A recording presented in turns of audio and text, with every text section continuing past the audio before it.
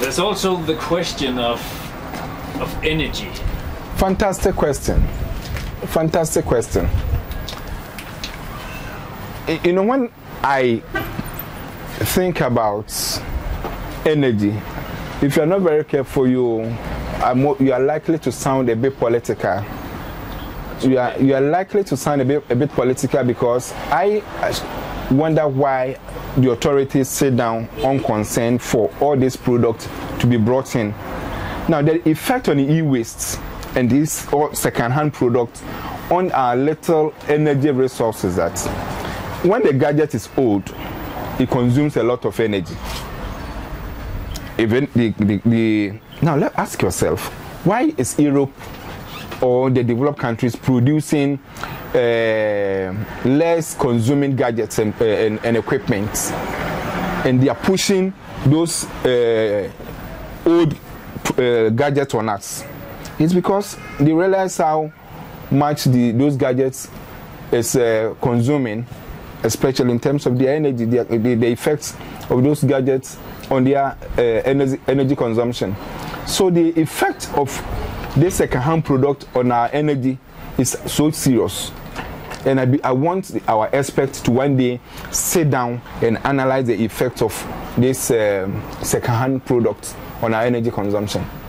We are always crying about our energy, scarce energy resource, but look at the volume of waste that, being it refrigerators, electronics, and all other energy consuming products that they bring in. It is very serious damning effect on our energy.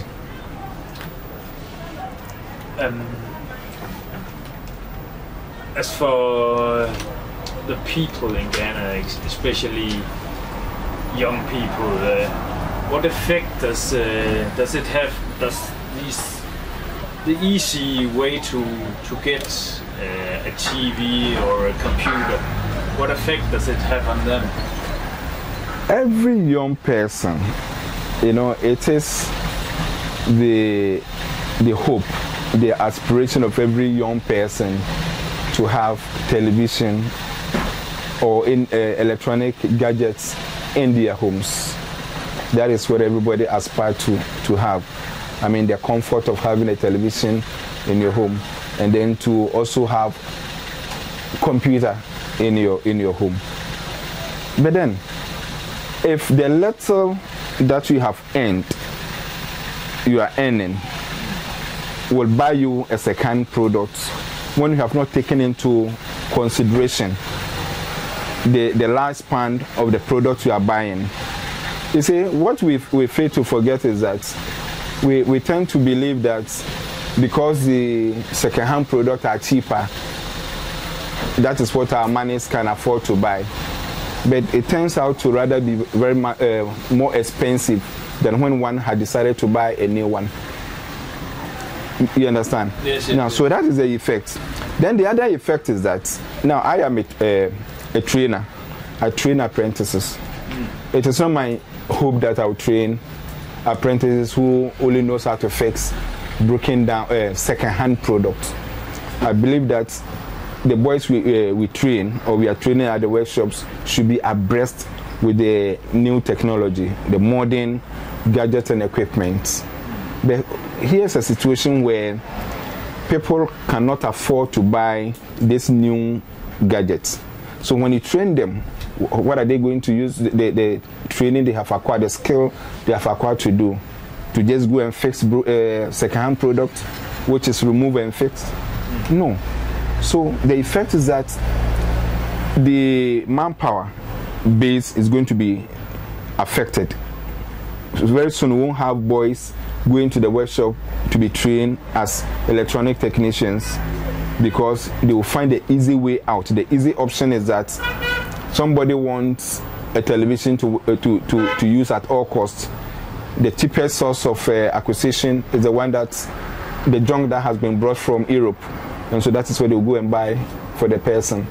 Yeah, and that is the easy option out, instead of staying at the workshops to be trained to acquire skills over time.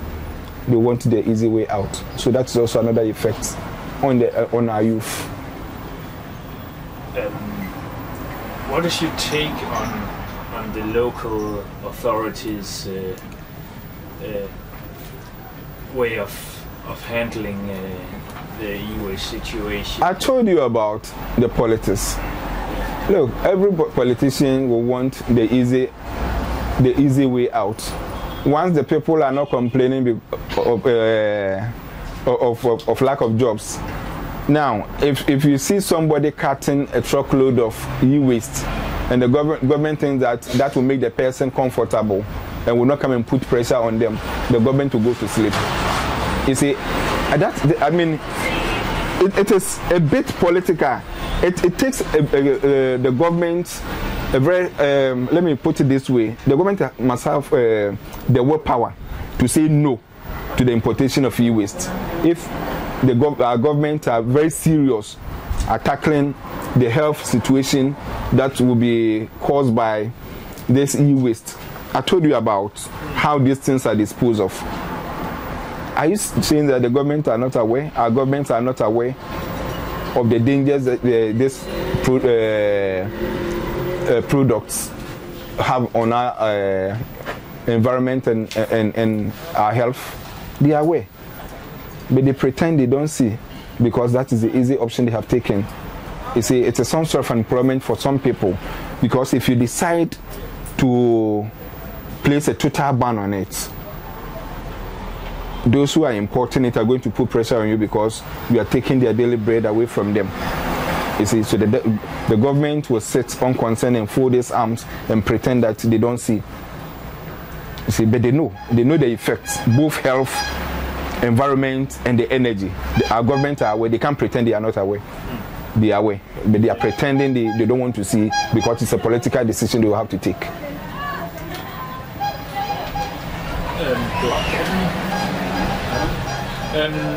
Do you have anything else you would like to? Yes, the only. Oh yeah, one more, just one. When you have something that's not viable to fix, or something that the customers don't want anymore, what do you do with your electronic waste? Personally, I don't have the means to recycle or to dispose. So the only thing is to call those boys to come and pick it. And as to how they dispose of it, I've told you already. They break and burn. Yeah. Yes, because I don't have the means. I don't recycle. No.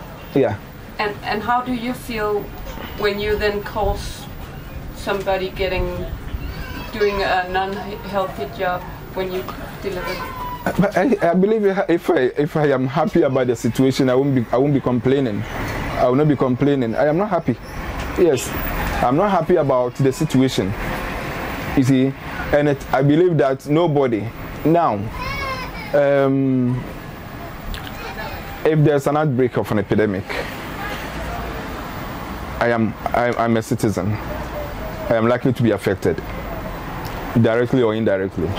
If I am not affected health-wise, financially I'll be affected. If the government will have to push some money, which otherwise would have gone into education. It means it will have to be channeled into health. You see, so I also feel bad. Now, if you look around, I will give you the opportunity to look around my workshops and see the waste that I have generated. Not personally, it's not my intention to generate, but this is a waste. Because, let me tell you something, in the past, televisions will not stay at the workshop for long. Because there was pressure on us as technicians. There was pressure on us as technicians to fix. Now the pressure is not as it used to be. Just because if somebody brought a gadget for me to fix, as soon as he took the set out of his house, there is a second thought. There is a shop which sells a cheaper product which he can easily replace.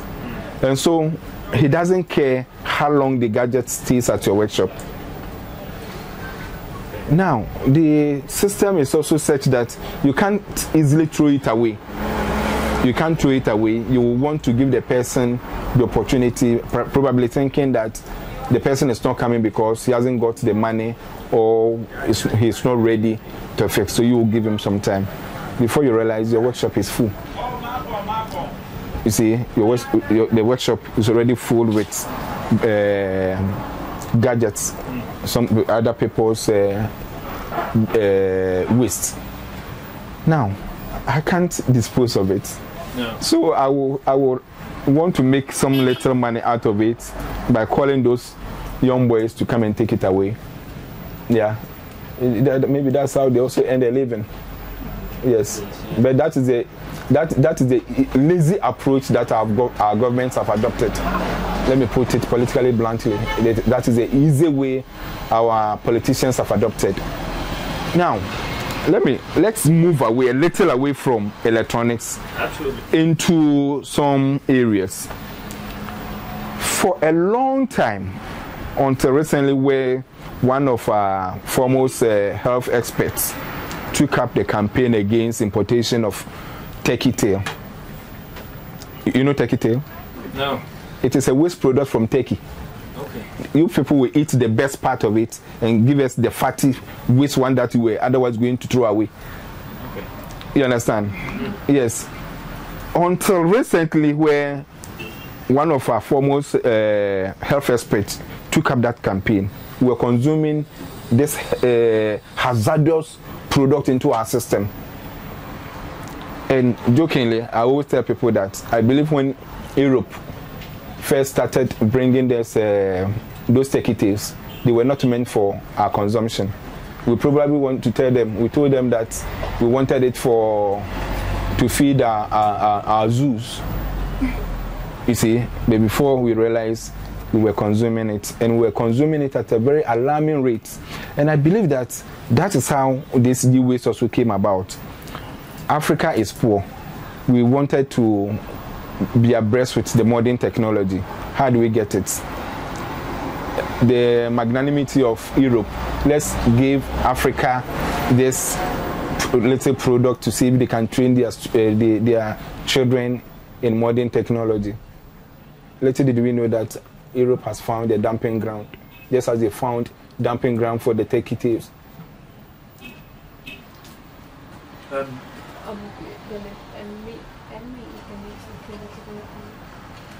Do you believe that people in general is aware of the seriousness of this e-waste issue? Lack of education and people perish. I believe that they are not aware. So it calls for intensive campaign, which I have started. It calls for intensive campaign against e-waste. And we must intensify the campaign. We must launch a multifaceted approach to tackle e-waste. Yes, which will involve everybody, including our government and our educational institutions. I believe our citizens are not aware of the fumes or the health implications of the e-waste. Thank you very much. If you have anything to add, please do so. The only thing I have to add is that if Africa is sick, Europe will not go to sleep. So Europe help Africa to cut down or to curb the waste you bring down to us. If you don't need the waste, I believe Africa also do not need the waste. We don't deserve your waste. We don't deserve the things that you have thrown away. So Africa deserves the best. That's what I want to say. Thank you very much.